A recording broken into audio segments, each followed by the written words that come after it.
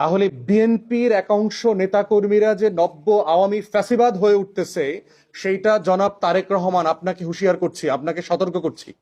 আপনি যদি সত্যিই বাংলাদেশ চালাইতে চান, নেতৃত্ব দিতে চান, আপনার এই নব্য আওয়ামী ফ্যাসিবাদ আপনার দলের ভিতরে যারা হচ্ছে তাদেরকে যদি নিয়ন্ত্রণ করতে না পারেন, তাহলে আপনি সিভিয়ারলি ফেল করবেন এবং আপনার পতন আওয়ামী লীগের হাসিনার থেকেও খারাপ পতন হবে সামনের দিনগুলোতে।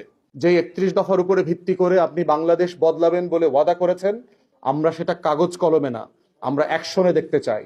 আপনার দলের গুন্ডা মাস্তান চাঁদাবাজ সন্ত্রাসীদেরকে আপনি কিভাবে ডিল করবেন তার উপরে হচ্ছে ডিপেন্ড করবে আপনি ক্ষমতায় গভর্নেন্সে সফল হবেন কি হবেন না।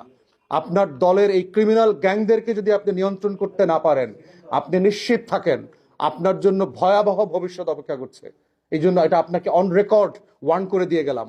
বাংলাদেশ 24-এর আগের বাংলাদেশে ফিরবে না।